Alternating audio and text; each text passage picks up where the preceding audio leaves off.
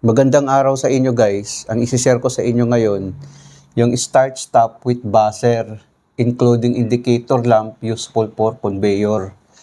Ito guys ay gamit na gamit talaga to sa conveyor. Ang ibig sabihin, pag ginagamit yung conveyor natin, magwa-warm up muna itong buzzer natin, no? Ibig sabihin, ready to run na siya, no? So kung mayroong tao doon, maririnig nila na nag-a-alarm yung buzzer natin. So, ibig sabihin, ready to run na yung conveyor natin. So, ito yung setup guys, no? Bago natin umpisahan na ating pagganahin ang function na ito, pag-aralan muna natin yung diagram, no? Ito yung relay natin guys, no? Ito na yung relay natin. Ang relay na ating ginamit dito ay 8 pins lang, no? Itong B ay buzzer. Ito na yung buzzer natin. Itong T, ito na yung on delay timer natin, no? Depende na yan kung ilang seconds ang setting mo sa iyong on delay timer natin. Kasi yung on delay timer natin, mayroon siyang minutes, seconds, at saka hours ang setting nito. Tapos ito naman yung magnetic contactor natin, no? Kung saan nakakabit yung 3-phase motor natin para sa ating conveyor. Tapos mayroon din akong indicator lamp na nilagay. Itong red, ito na siya. Ito namang green, ito na siya. Ito namang yellow para sa ating trip. Pag mag-trip ito guys, mag-open ito, magko-close naman ito. Gagana ang yellow natin para sa ating trip. So ito yung kabuuhang diagram niya guys, no? Ngayon pag-aralan natin ang ating diagram. Paglagyan natin to guys ng power supply, ang line 1 at saka line 2, ikabit natin dito, no? Nakakabit kasi yan dito sa ating circuit breaker. Pag i-on natin itong circuit breaker guys, magkakaroon siya ng power sa control, no? Pag i-press natin itong start button, ito kasi yung start button natin. Ito yung stop button natin. Ito na siya. Ito naman yung start button natin, no? Ngayon guys, pag i-press natin itong start button, magko-close ito guys, no? Gaganon siya. Para makita lang ng mga baguhan. Ang kuryente ngayon dadaloy dito, no? Gumana ngayon itong relay natin. Itong relay natin na 8 pins. Paggana ng relay natin guys, i-close to ng relay. Pagbitawan natin to guys, babalik to sa normal position na naka-open yung start button natin, no? Dahil ang start button natin ay spring type. Gaganon siya guys, no? Kung makikita natin dito, pag i-press natin to, pagbitawan natin, mag-o-open siya ulit, no? Katulad nito. So ngayon, ang kuryente ngayon, dadaloy dito, no? Gumana ngayon itong relay natin, at saka yung buzzer, at saka yung timer natin, no? Ngayon, depende yan sa timer mo kung ilan ang setting ng timer natin. Eh dahil demonstration lang naman ito, nakasetting lang siya sa 2 seconds lang, no? After 2 seconds, guys, i-close to ng timer natin, no? Pag close ng timer natin guys, ang kuryente ngayon dadaloy dito, no? Gumana ngayon itong magnetic contactor natin.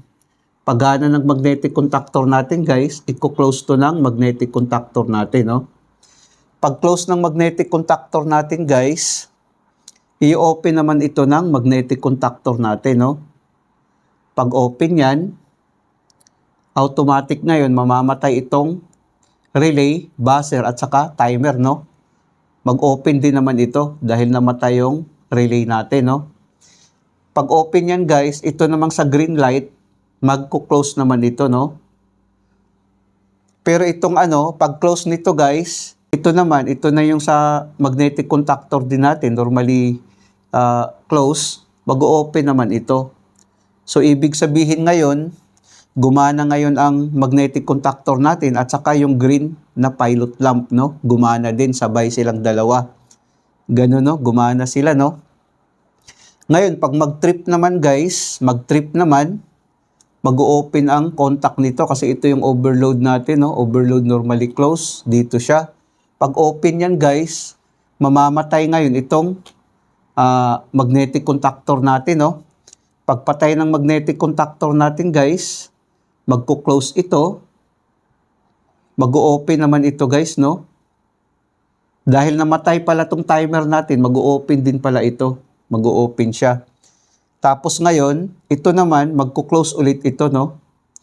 At ito naman, mag-o-open ito, no? Mag-o-open ito. Tapos ito naman sa trip, magko-close ito guys, no? So ibig sabihin yan, nag-trip siya, no? Walang ilaw itong dalawa, kundi itong yellow lamp natin kasi nag-trip. Ang kuryente hanggang dito lang, tapos dadaloy dito. Ganun ang operation niya. Ngayon, pag isetting natin itong trip natin, mag-close ito ulit, mag-open naman ito, no? Ito kasi yung normally open sa trip natin dito, no? 96, 97. Ngayon guys, pag gumana naman itong contactor natin, pag i-press natin itong stop, mag-open din ito, no? Pag open yan, mamamatay din ang magnetic contactor natin. So ngayon guys, itong diagram na ito na yung wiring niya, no? Winiringan ko na. Winiringan ko na lahat. Ang sinundan natin sa wiring na ito, itong diagram na ito, no? Itong diagram na ito ang sinundan natin. Kung makikita natin guys, kung mayroon na siyang power supply, ang line 1 at saka line 2, no?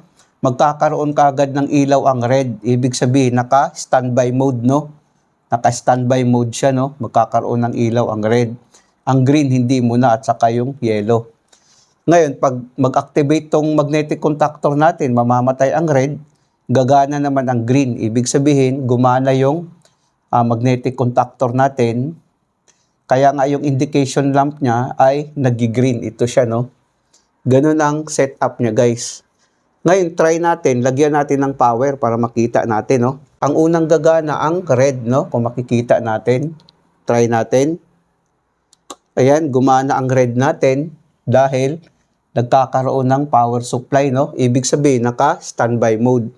Pag i-press natin to guys, mamamatay ang red, gagana ang green. Pag mag-activate itong magnetic contactor natin. Pero bago dyan, magbabaser muna, no? Tingnan natin. Pag i-press natin to, gagana muna ang buzzer, no? Saka gagana itong main contactor at saka green. Try natin. Yan, gumana ang buzzer natin. Saka gumana ang magnetic contactor natin. Umilaw naman ang green light.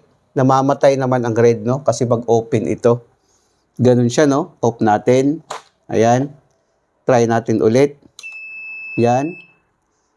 Saka siya gagana, no? Kung makikita natin. Ganun ang procedure niya, no? Try natin ulit. Unang gumana ang itong tatlo, no? Relay, buzzer, at saka timer. After kung ilang seconds ang setting ninyo, gagana ang main contactor, no? Try natin. Ayan. Ngayon, gumana ang magnetic contactor natin, gumana ang green. Ngayon, pag mag-trip naman guys, mag-open ang contact nito, mamamatay itong green lamp natin, at saka itong red, hindi din iilaw. Iilaw ngayon ang yellow. Try natin. Ayan, no? Umilaw ang yellow natin. Ibig sabihin, nag-trip siya, no? Nag-trip siya. Ngayon, i-reset natin. Ayan, no? Kung makikita natin, ni-reset natin, bumalik sa standby mode na ganitong setup, no? Ganun lang ang operation niya, guys. Try natin ulit. Ayan. Ganun ang setup niya, no? Tapos off natin. Try natin ulit. Ayan. Ganun ang setup niya, guys. Off natin.